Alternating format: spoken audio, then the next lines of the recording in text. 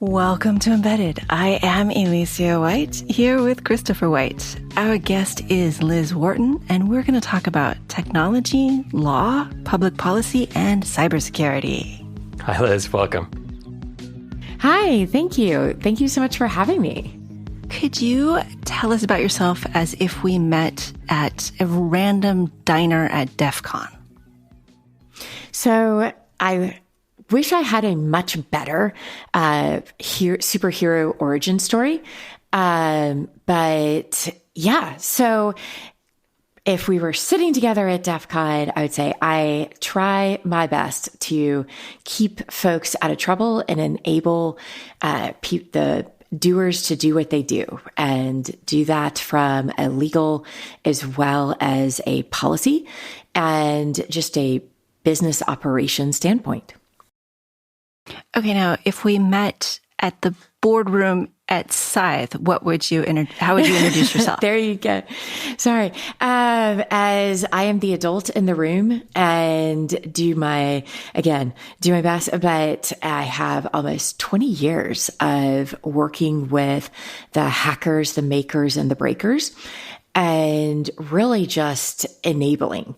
And by that, I mean, I have done everything throughout my legal career I started off as a business lawyer, and I worked in banking and real estate and just helping companies build and grow.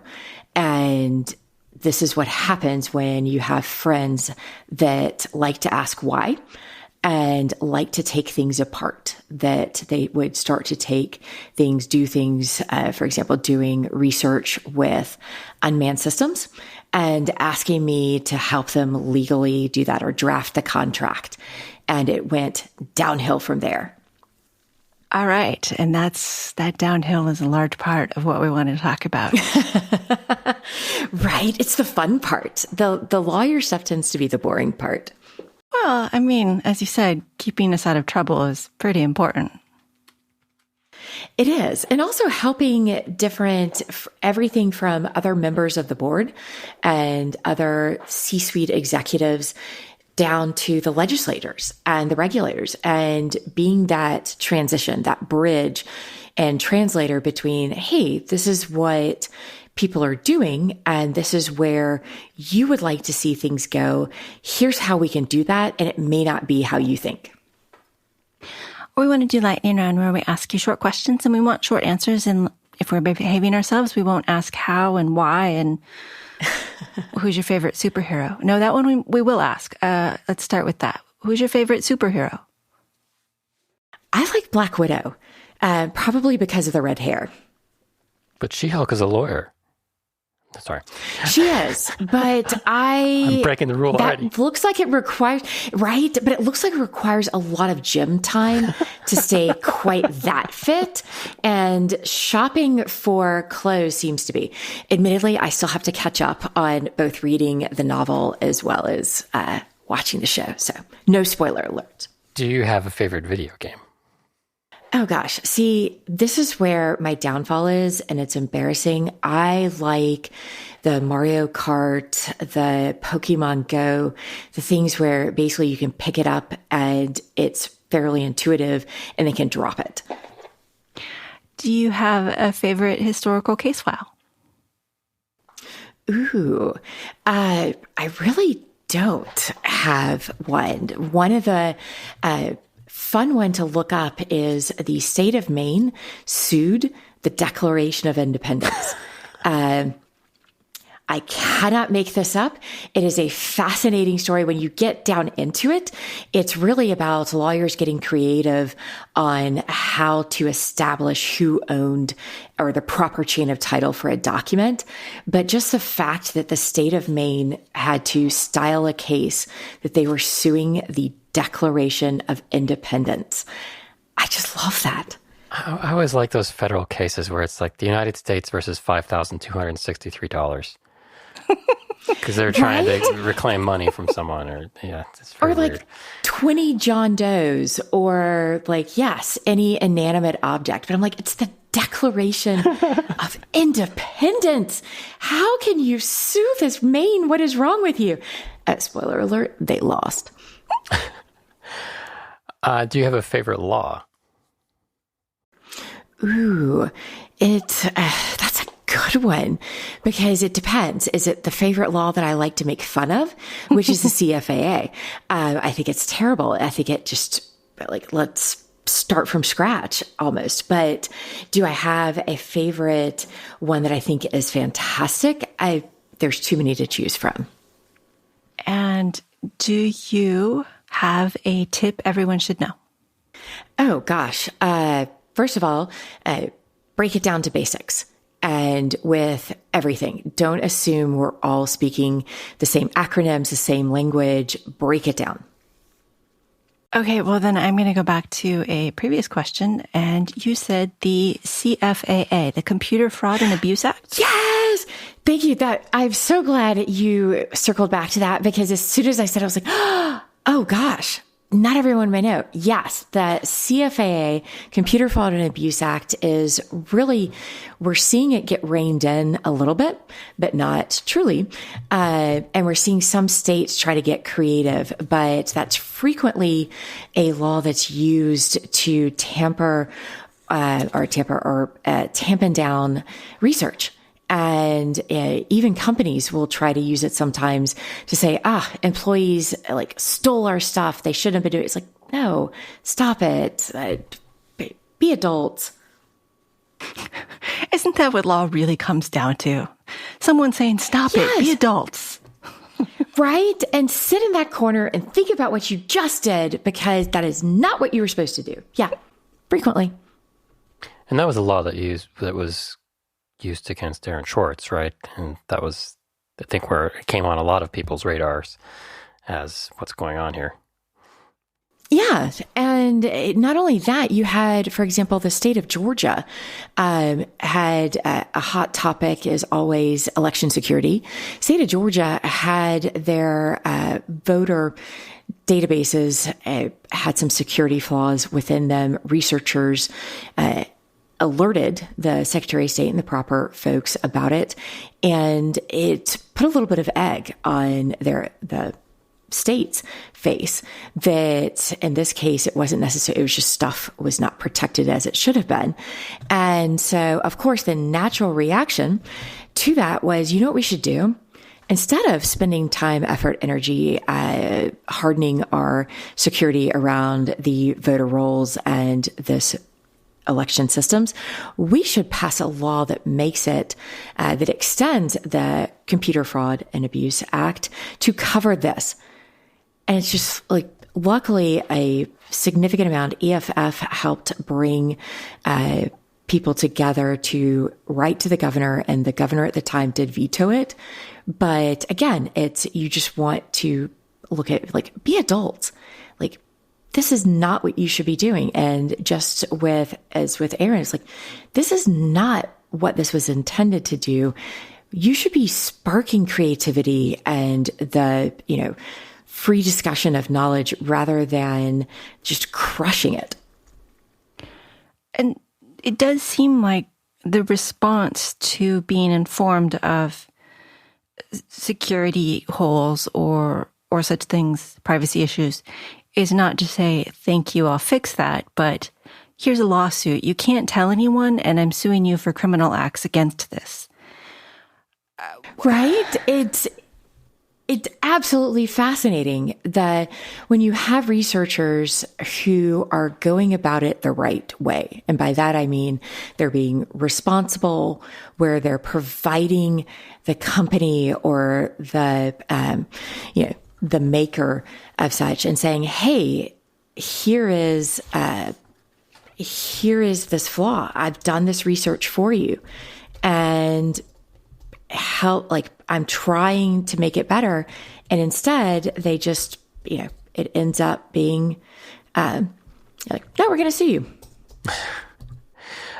The CFA was passed in, I think, 1986. Wait. I have information on this because I pulled up the wiki page. Oh, okay. I was just going the original 1984 bill was enacted in response that computer-related crimes might go unpunished from Drum roll, please. The original crime bill characterized in the 1983 techno film War Games.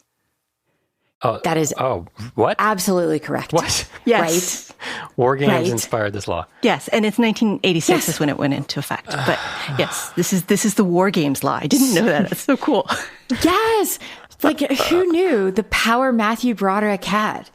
He inspired. And it gets in. Yeah, no. A realistic representation think about that for a second. Of automatic dialing and access capabilities of the personal computer. Yeah. Very relevant to today's world. Mm-hmm. You can't make this stuff up. Right. That was going to be my question, though, is how can a law written, almost 40 years ago? Ow. Since I saw War Games in the theater, no, that just I'm hurt. really depressed. That did hurt.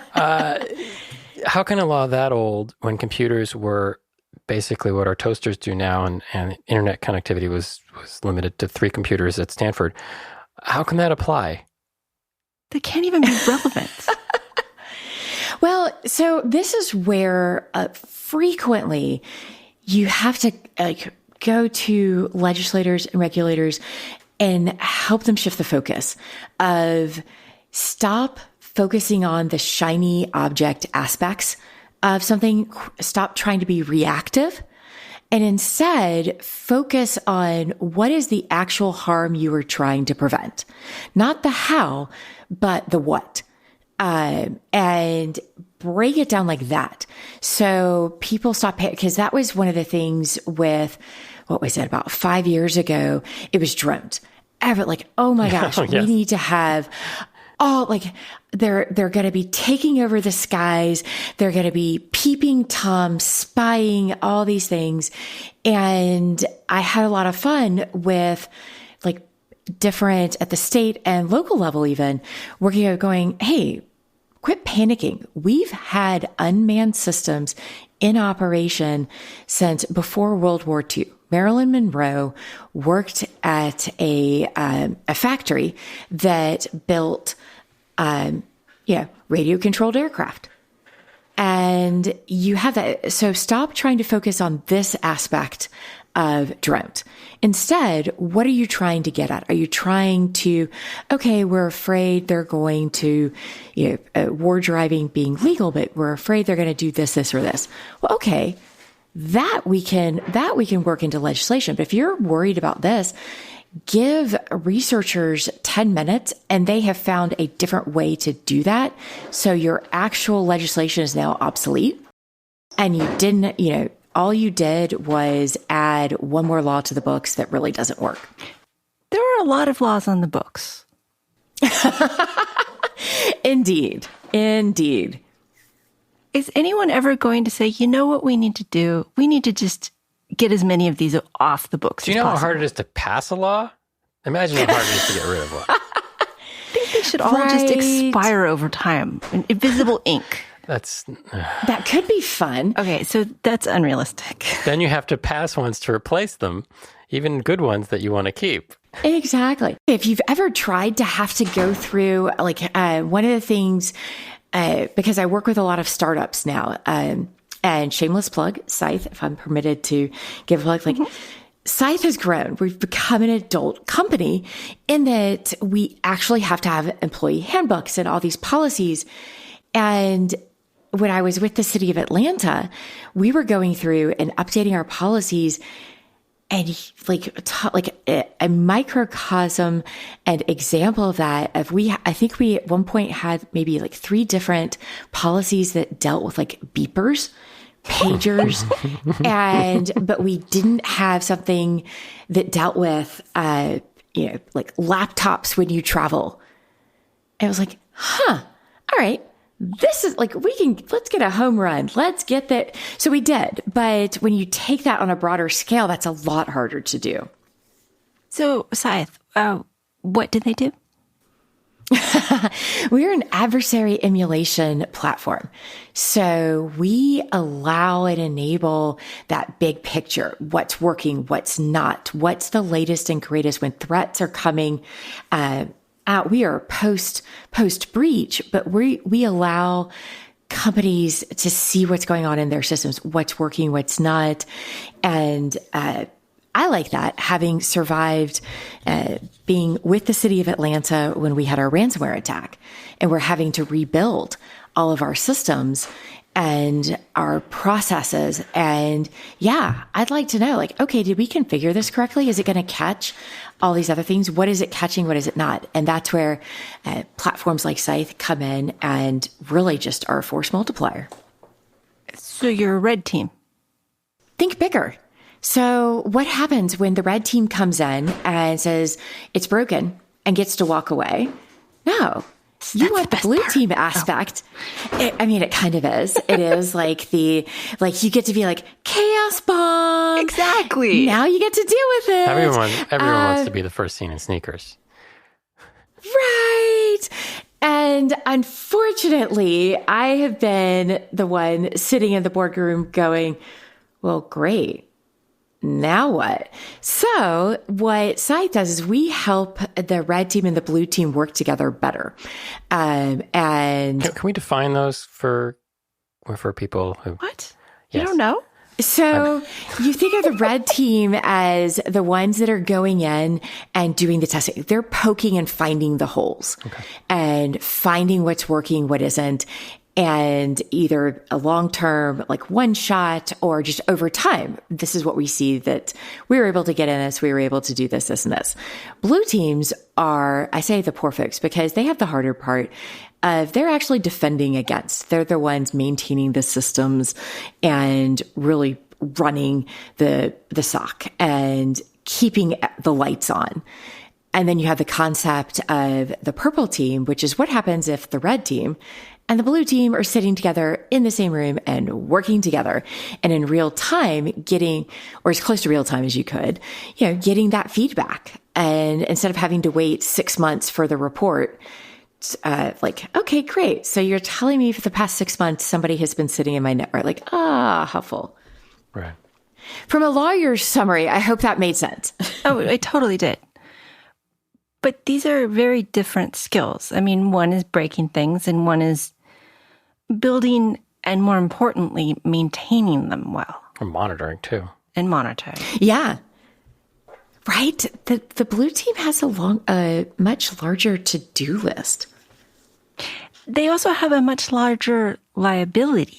That's where folks like me can stay employed. Because yes, there are risks, there are liabilities. And part of that is bridging, going back to breaking it down, bridging that gap of, okay, how do you translate? Like, I cut my teeth on security working with the red team type folks, doing the offensive security.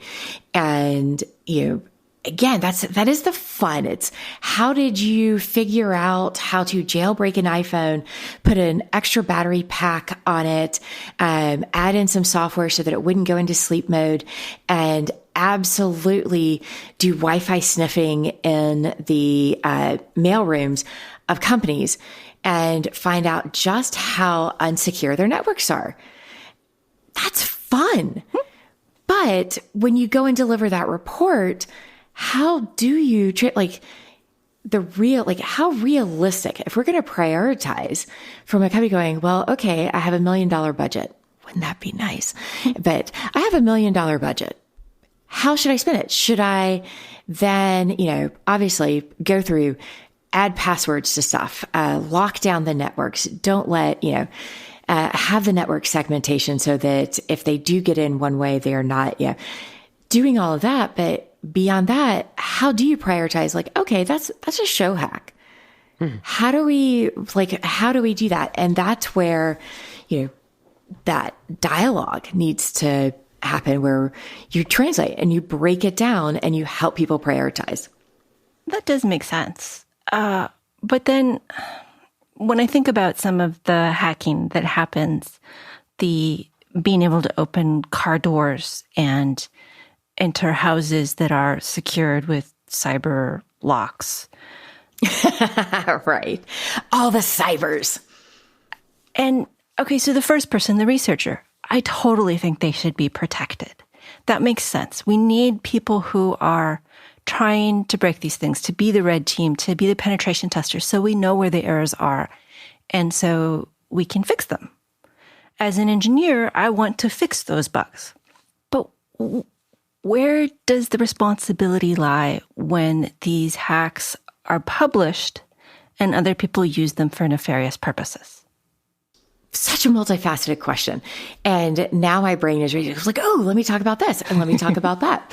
So one aspect being with the researchers, you're coming in and you're presenting the findings and saying, hey, this is how I did it. This is how you could replicate it.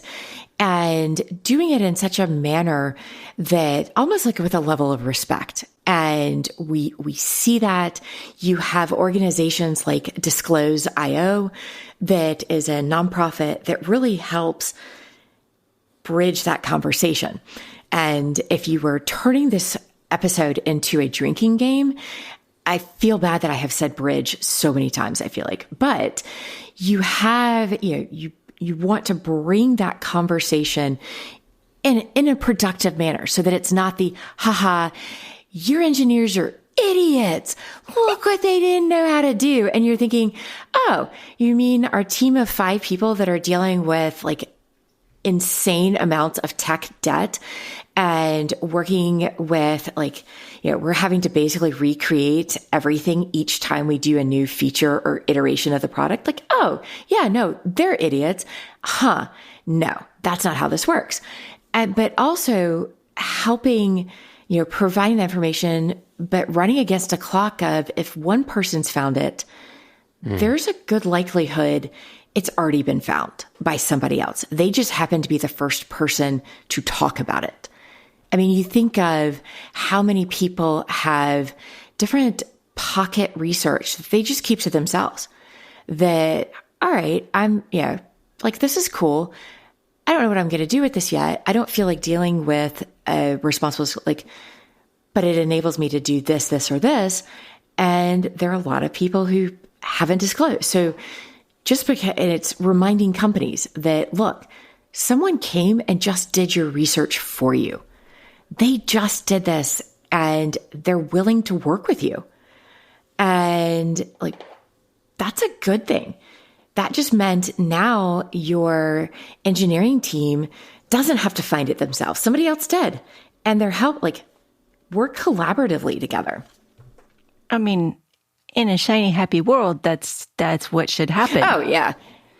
But this is not shiny and this is not happy. And there is that, you look at it from the perspective of you just walked into a room and said, oh, hey.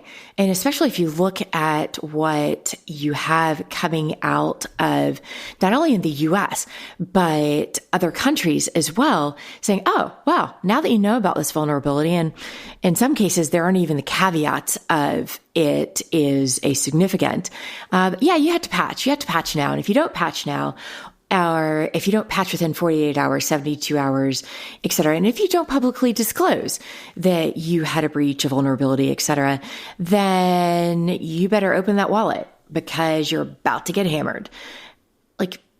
Wow. There's a lot that goes into it, and having to explain, well, sure, we can patch, we can fix, but in some cases, we're a hospital and some of our critical systems are running on operating systems that haven't been used, that were introduced, war games, pre-lifetime, that, these were introduced before some of our security team was even born.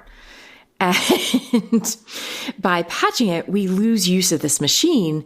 And so, okay, now what do you want us to do, genius? So there's a lot of windows in medical devices. It's sort of depressing. Oh gosh. I represented a hospital that was the only medical, I forget which level, trauma center within a 100-mile radius of a very economically depressed area. And I think they had 1.5 CAT scan machines because the half was broken and they actually just used it to pull parts off of it. And they really didn't. But if you took them offline, you took away that first line of, medical care for an area where some people did not have the luxury of being able to travel to a different hospital. Are bug bounties something that's useful and that actually accomplish the goal? I know certain companies resisted them for a while. I think Apple, it's only been recently they started paying them. Is there an argument that they do encourage the kind of disclosure or the kind of testing and disclosure that we want? Or is it that people can't compete with the black hats? Well, bug bounties done well, I think are great. And by that, I mean going into it with the right spirit. And I'm going to kind of use that loosely in the sense of and I have seen researchers who have shared with me hey, they want me to I disclose this and they sent me this NDA. Can I sign it? And I looked at it, I was like, no. I'm sorry, this is a conversation you would need to have with your partner because, yes, if you signed this, they would certainly give you, I think it was like 30 grand in cash. I was like, that's a sum that I should not be the one making the decision for you. But on the flip side, if you sign this NDA, it means you have to you're agreeing to walk away from an entire line of research that, let's be honest, that's your passion and that's your day job. So I would tell the company what they could do with this NDA. But I can say that with the luxury of, I'm not going to collect on this. So yeah, I am armchair quarterbacking this like nobody's business. So you do you, but I wouldn't suggest you sign it. I'm happy to, and that's where you have to have that dialogue and understandably, some companies are just going to be absolute because they panic. They don't know what to do. And that's where, again, going back to, you have companies like Luda Security, Katie Massoris, who essentially created some of these concepts of hack the Pentagon. There is a way to do it. And there is a way, you go to talk about DefCon, you go to DefCon and you can hack a sat. You can hack a satellite because we've created an environment where everyone understands. We've put the parameters in place. We've opened up systems that ordinarily you or I wouldn't be able to have access to. Well, maybe not. Depends on your security clearance. But you have this. You have the car hacking village. You have the vote hacking, the biohacking villages. Those are great examples of how you can do bug bounties or even just that collaborative environment. But it took years and lots of yelling and lots of threatened, lawsuits and intimidation for researchers. And some researchers, having to learn hey, maybe not presenting it that way. Let's present it somewhere different or in a different fashion so that you can still get heard. They will still respond, but let's build that level of trust. There is something about saying your engineers are stupid that makes people not want to listen to you. Oh, absolutely. And also, it's wrong. So if you're starting from that premise, it's well, why am I going to listen to anything that you've, what comes next? Because your initial statement is just wrong. So it's reminding people to give each other grace. Yes. And empathy, and to understand that many big companies have small teams that do this, that do the blue team research and maintenance. Oh, yeah. And they're against however many people want to be against them.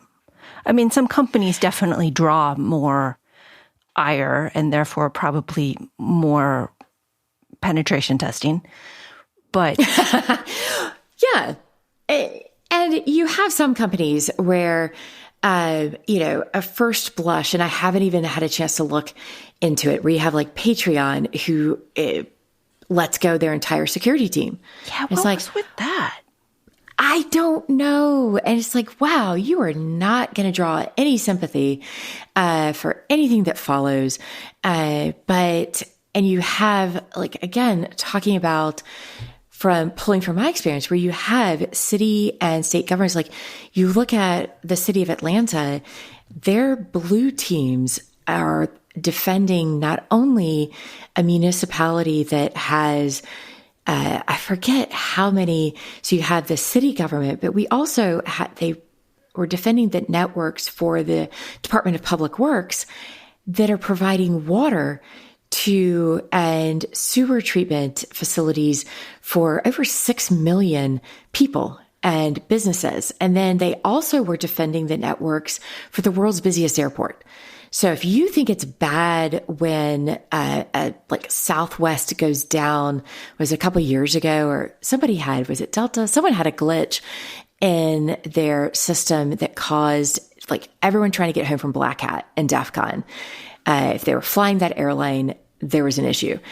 That's not the world's busiest airport. You have the world's busiest airport and the ripple effect. And it's like, but they have a handful of people getting paid city government salaries that aren't being necessarily offered the latest and greatest. They're not getting, you have some of the training courses are not priced such that they can easily access, and everything's stacked against them. And yet they keep it running on a day-to-day basis. Sorry, I'll get off my soapbox. No, it's a good soapbox because it's such an impossible problem.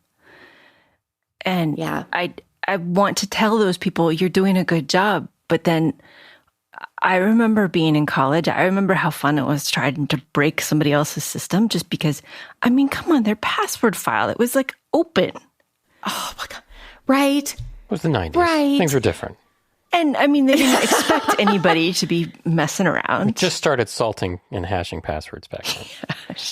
Right? It is bananas to think of that. And one of the areas and ways that I try to make a difference is, and it was something that hopefully I left kind of an impression with my colleagues at the Department of Law, but also building up that level of trust within the, I'd say the IT, we called it AIM, but the technology department of making a point to go down and say, hey, like, help me understand, help bridge that gap, because I'm sitting there in the C-suite with the, chief operating officer, with the CISO, with the CIO, with, the mayor's office, helping to do this stuff. So rather than me sitting in my ivory tower, tell me what you actually need. Tell me where your pain points are. Do you need, what can I, when I'm looking at these contracts and when I'm helping prioritize stuff, do you need more training? And if you need more training, do you need, what can I bring in? Do we need to create a partnership with someone like CyberAry where we can get you hands-on stuff? Do you need access to your peers? Do you need data sharing? Do you need, how about just with CISA and the alerts that they'll put out? What do you need as the blue team? And how can I, where are the sticking points for you?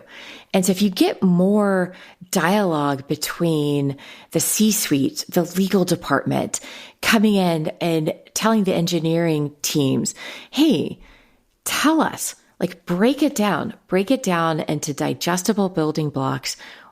What's going to make your job easier? What can we do to empower you? And I think that's a part of the conversation that it's a two-way street, but we need to be having more of. But how do we make sure those people, the blue team folks, aren't being held responsible or liable for the attacks that happen? You mentioned ransomware. And, okay, so was it negligence? Maybe not in that case, but there are times where it is pretty negligent to leave some holes in your firewall or in your operating system. And then ransomware happens. And then, the company has to pay a lot. And then does somebody lose their job? Or is this a, look, I couldn't have done what you wanted me to do sort of event? Well, as long as we're not blaming the interns, that is the, how many times, if you have your, what is it, ransomware or data breach bingo card, always have a square for blaming the interns, because somebody will. And it's making sure that the right people are being blamed. Or is it the decision makers? And what is the point of the blame? Is it to change a behavior? Or is it to craft, we need somebody to scapegoat, drag in front of, draw and just and quarter. publicly Justice. Yes. Right. Shame. Or is it because we need to identify, kind of look at how you see this with airplane and NTSB and FAA, the post-accident conversations. So if they're determining it was pilot error, it's because, or if it was aircraft malfunction, or was it a security system? Boeing, what? What is the goal? What is the end game for why we're doing that? And is it because we want to learn from the mistakes? And you are seeing a bigger push where between the SEC, the Securities and Exchange Commission, the Federal Trade Commission, and all these different government agencies, at least on the US side, that are coming in and saying, all right, is the blame because somebody in the boardroom knew about this and did not properly prioritize it? So they knew that, hey, there might be gaps in our firewall, or we're not sending enough money, or we're not properly protecting different data. And we made a decision, but instead we're going to send the money elsewhere, that they are going to be held accountable. And so it's not the person on the front line. It's not the blue team. It's not the person sitting in the SOC or the NOC that are sitting there going, where they're going to get blamed. But instead it's, who was in the position to make that decision? And then we need to hit them where it hurts. You mentioned opening wallets if things don't get patched in a reasonable amount of time. Mm-hmm. Is it who? I mean, I have had my data stolen and I've never gotten any money. I've gotten some free credit locking. Free credit locking, right? Of people who lost my data. That was useful. Well, hey, at least you got that. I almost wish you would go back to, what was it? You open a checking account and you get a free toaster or a set of steak knives. Yes. I would not have to, my kitchen would be all set. Exactly. So, it's, who are they paying? It's not me. And I'm the victim here. Right. And that's part of the problem. And where we are trying to shift some of the dialogue of oh, boo-hoo, Illinois is a great example because a lot of the focus tends to go on California and even Massachusetts for some of their data protection and their privacy laws. But Illinois has BIPA and now, biometric. Okay, we're just going to go ahead and admit I am just having a brain freeze on BIPA. I have given so many talks and doing so many research, but under that, if you are sharing biometric or other, for example, think facial recognition, and Instagram just got hammered by Illinois because they said, oh, hey, you were scanning all these pictures and tracking the facial recognition and the biometric information from all these people without telling them. And that violates the BIPA statute in Illinois. And I can't remember, I want to say it was $65 million or something ridiculous. That money will go back into the state. And I don't know how they're going to distribute it per se, because it also, keep in mind, they smack companies with, Facebook has also run afoul of BIPA. But the money gets collected, but they have lawyers, they'll appeal. If we're going to bash on different companies, whether it's deserved or not, but you have, Twitter has actually been under a consent agreement with the Federal Trade Commission since 2011? And they paid a fine and stuff, and they all negotiated down. But that's part of the problem is like for them, it's like, cost of doing business. Cost of doing business. And sure, we'll make it up here, we'll make it up there. And you think of like, anytime there's those class action lawsuits, the lawyers get money. And somebody gets a little bit, and the rest of us get like a 50-cent check or I forgot one I received. I'm like, let me just get this straight. Y'all paid more to print out and mail this than I am going to receive. Like, okay. This is interesting. And broken. Yeah, no, exactly. Well, everything's awful. Everything's on fire. And yeah. Cybersecurity topics, and I mean, DefCon to some extent, are viewed from the outside as confrontational and ego-driven. Is that a reasonable assessment? See, I would have to, prefacing that with the fact that, so I've been going to DefCon for 15, 16 years now, and I'm on the CFP review board and one of the goons, and so I don't think it's confrontational, and that hasn't been my experience. Do I think there are some especially when you look at early days, you had, again, we're going back to that, is this being presented in a productive manner? Is this a, haha, y'all are idiots?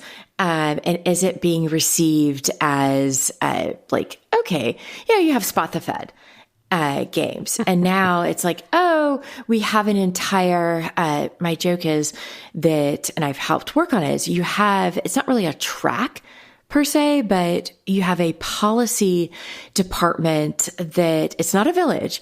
We're actually a part of the main DefCon, but our focus is to bridge and encourage those conversations between regulators and policymakers and researchers and put them in the same room.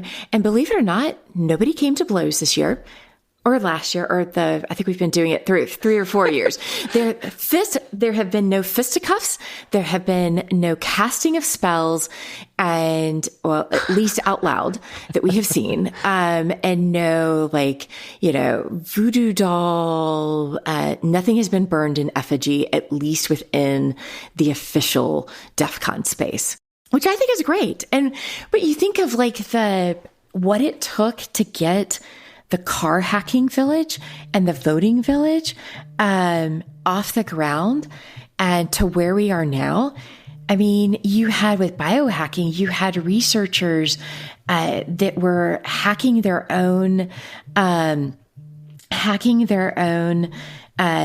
pumps, and then having to get in arguments with the manufacturer, say, I'm not researching this to be snarky, to be rude, to be mean.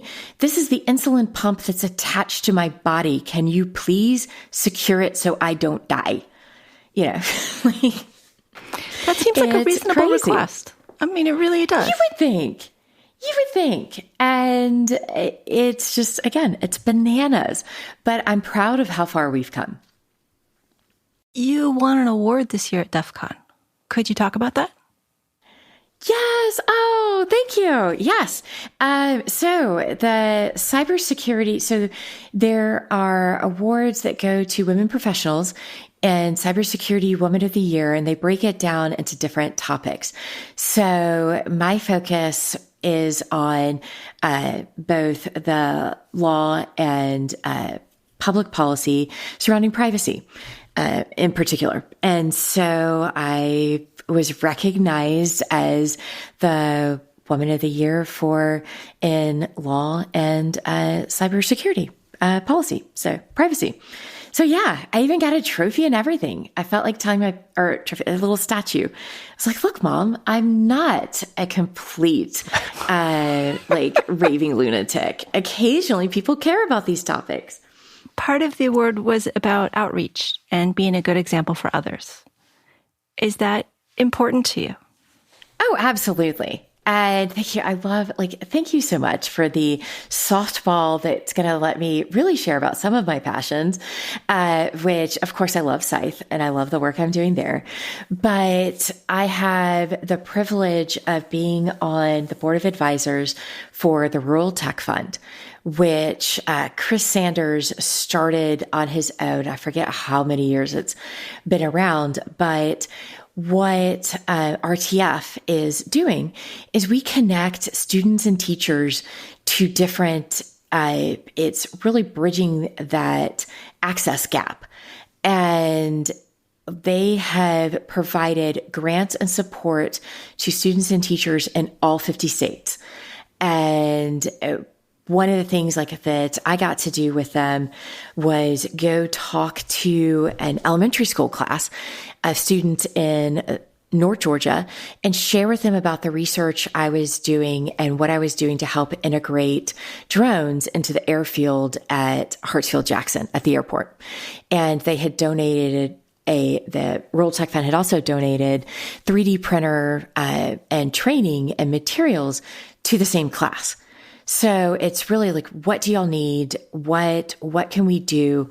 And really help students. They worked with a native tribe up in Alaska that the teacher reached out and said, from elementary school to high school, we have the same building, like one trailer, that we do. And they said, Chris, said, what do you need? Do you need access to online labs? Do you need software? Do you need training materials? And got them up and running.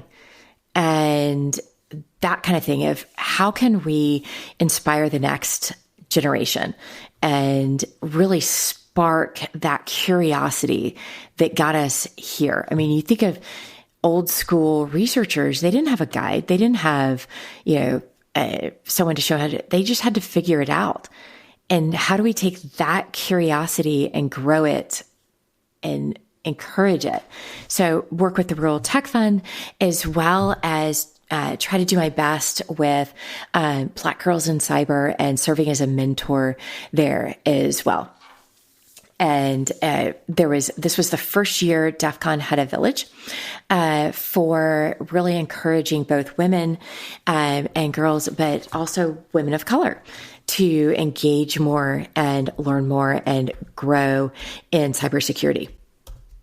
Okay, so there's so many things I want to unpack there, but let's start with Rural Tech Fund, because we have an organization, nonprofit near us called Digital Nest that we've talked about on the show that provides technology access gap resources to people in our local agriculture area. They service Watsonville, which is it's extraordinarily close to Silicon Valley in terms of miles, but so far in terms of everything else. Is it about showing people what's possible? Is it about giving them the tools? Is it just about telling them that technology exists? What are the main goals when you talk about Rural Tech Fund? So all of the above. So it's not only just showing them the world of possibilities, but enabling students that wouldn't ordinarily have that access. That one, they may not even know that it's possible. And now that they know it's possible, or their teachers. And sometimes it's providing the training tools to the teachers and connecting them with the experts of, hey, here's how to, now that you know it's out there, here's how you do it. And everything from assistive technology in classrooms and providing that.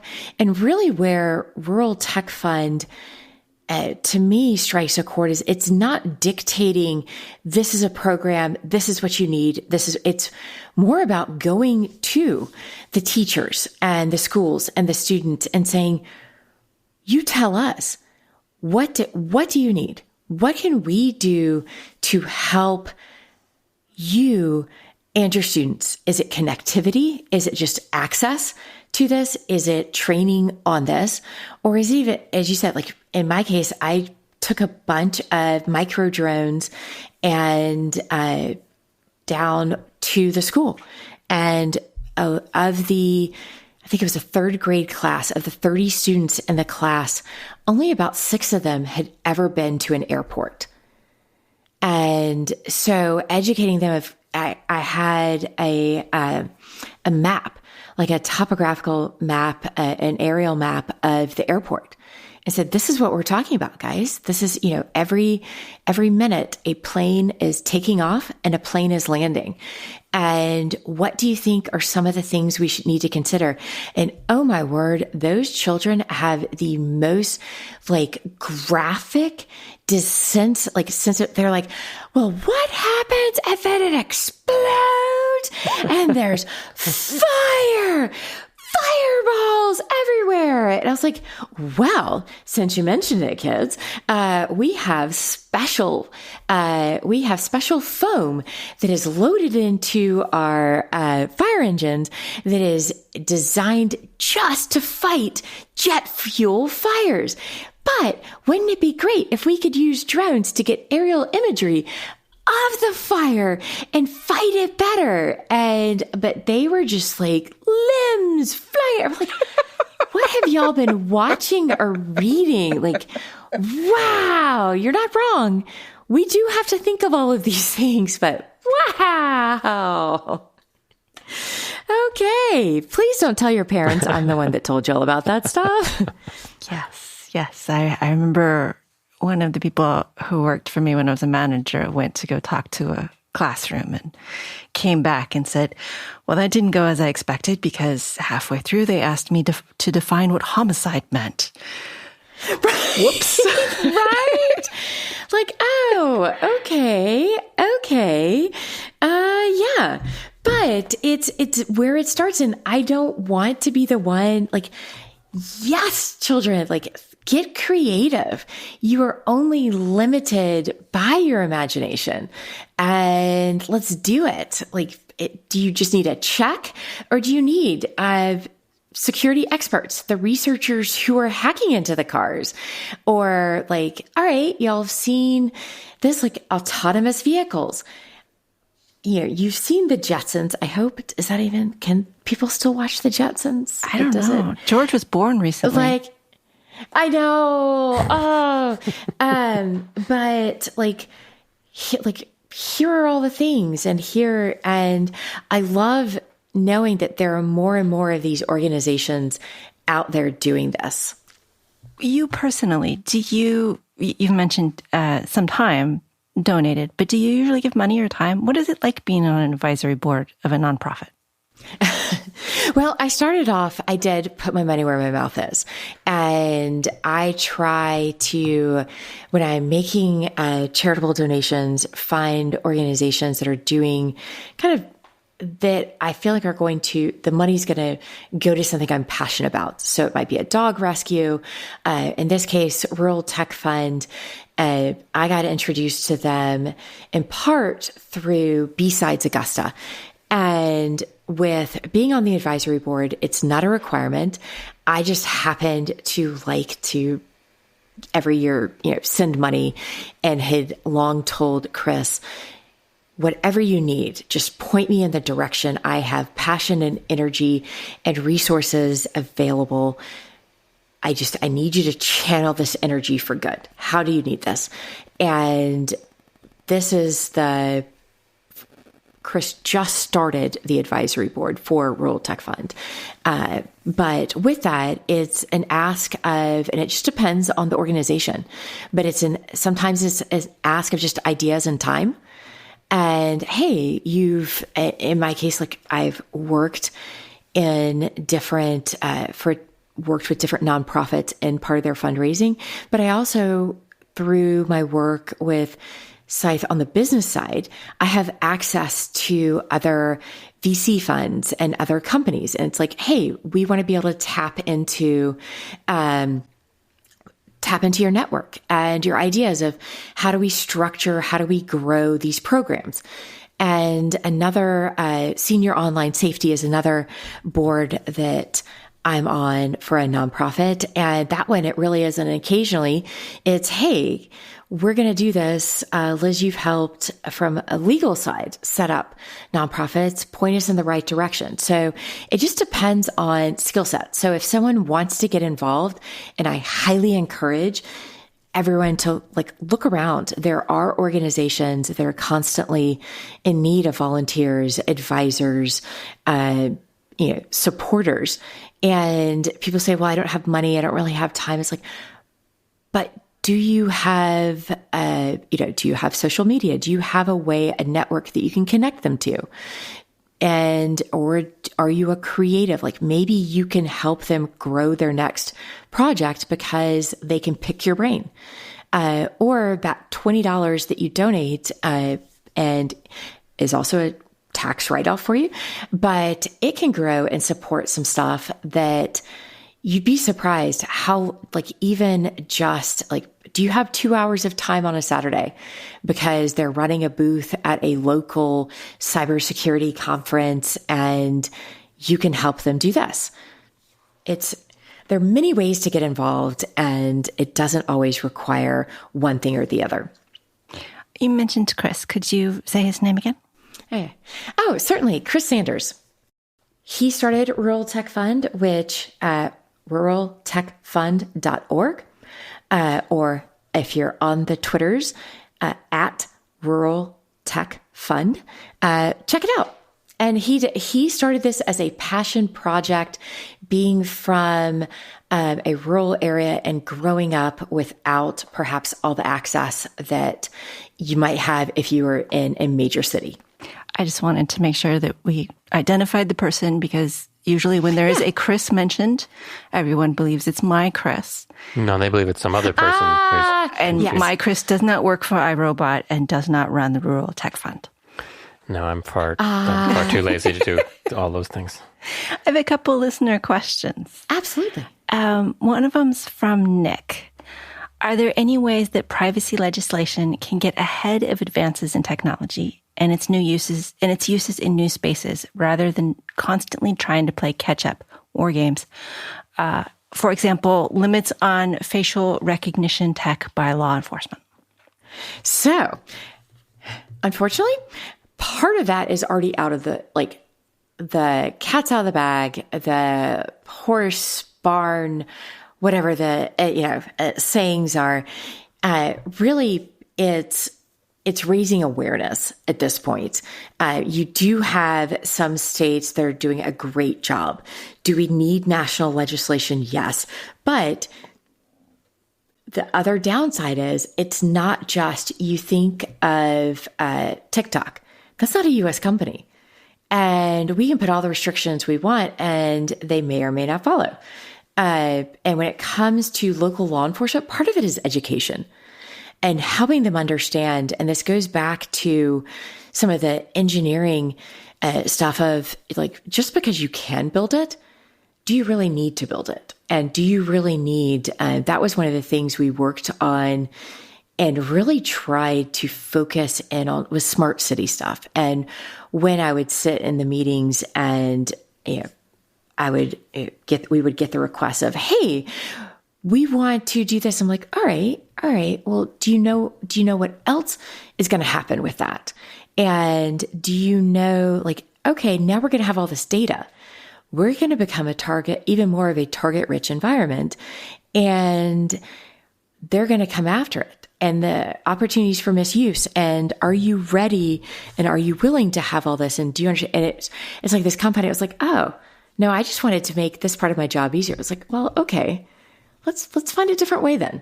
But having those conversations and helping, again, bridging that of, do you understand how this technology is going to be used? And is this what you really want? And is this what we really need to get the job done? One more question from Nick. What should I look out for in the services terms and conditions if I want to protect my privacy and data? And I'm going to add on that, how much do I believe those terms and conditions? Well, how often do you frequently read all through them? And how many times do you have it think of like, are they accurate? How much time and thought has been put into them? And when you're talking about these big corporations, that's what we see with Instagram and where they just got hammered of, hey, the terms and conditions, I mean, you don't get to negotiate them. They are what they are. And are you not going to use, and I do know some people who don't use certain devices or don't use certain things because they're like, these, wow, I've just signed away everything. This is a crock. No.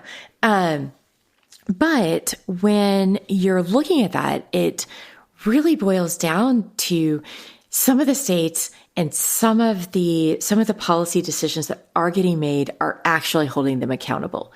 But again, when we're talking about billion-dollar companies, how much does a $65 million judgment really do? Other than raise awareness and remind everyone, hey, these companies, their terms and conditions say, or in some cases don't say, what they're actually doing.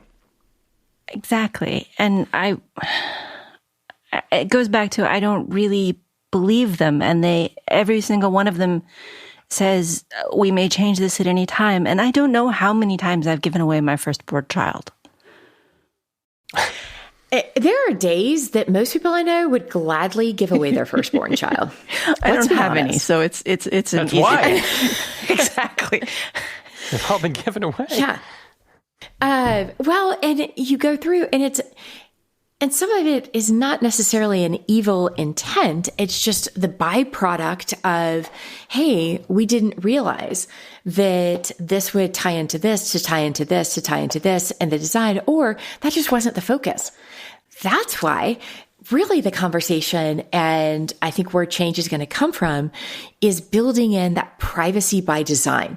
So that privacy is no longer an afterthought, that we've moved it ahead on the prioritization list, and where the default isn't, oh, we're going to put this little tracker here and this little cookie here and this little thing. It's like, no, let's work on de-identifying that information by design or by default. That is where we go first.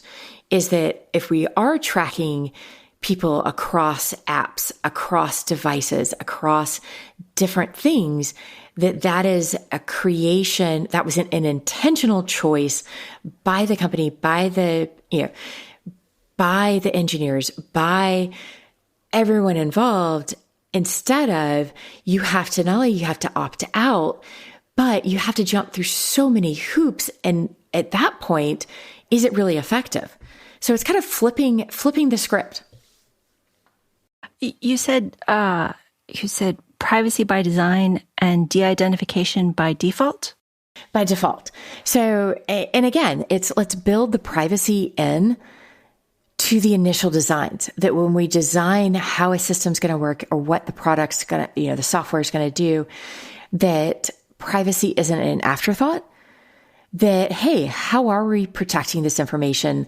How are we doing this? And instead of the default being, oh, well, let's use these cookies, trackers, different identifiers. Instead, let's build it so that the default is that it doesn't track, identify, that you have to, instead of having to opt out, you have to opt in. I mean, I wish everything was like that. Yes. That would be nice. Yes. it's really just starting to shout it from the rooftop and raising awareness of that, I think, is the first step. And then you have people like we saw with some of the researchers that were over at Amazon and Google who kind of were raising these concerns and raising the alarm of this. And so, again, it is a utopian idea, but one that I think if we shout loudly enough about and then start implementing, that we will see some movement on the needle. Do you have any questions, Christopher? I did have one, and I like to ask it of people whose careers seem cool. Do you have advice for people who want to get into the InfoSec world and maybe cross that with the legal world, who are, in college or thinking about their careers early on?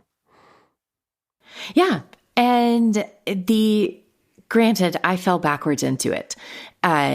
If you had told me 20 years ago, I would be sitting here talking about stuff with y'all now, coming out, working at a startup, my second cybersecurity startup, I would have been like, and you're obviously day drinking and whatever it is, it's amazing. Share it with the rest of us. But it's being willing to ask, follow the curiosity, persist and pivot.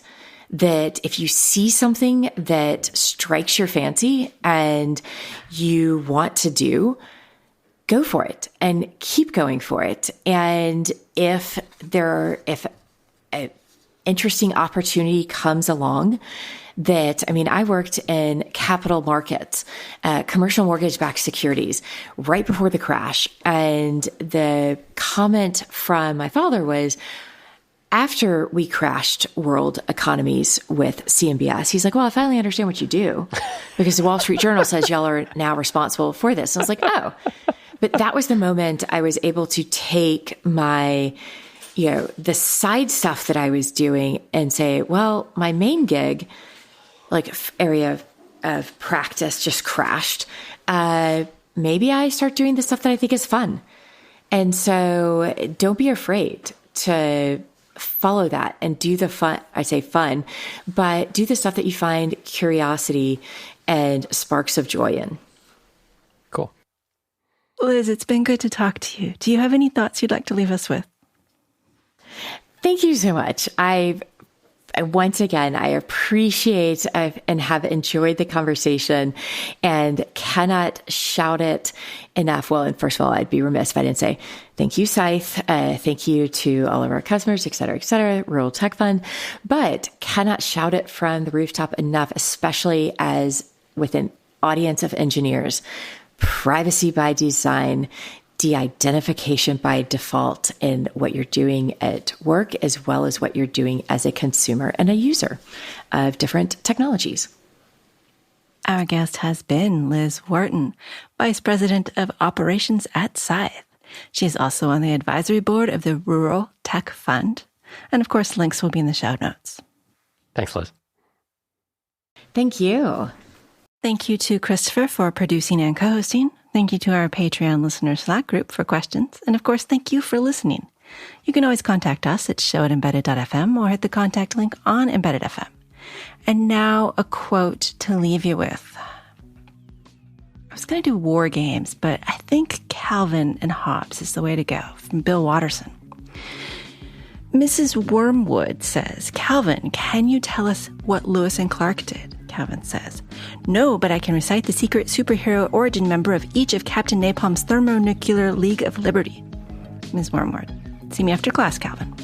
Calvin, I'm not dumb. I just have a command of thoroughly useless information.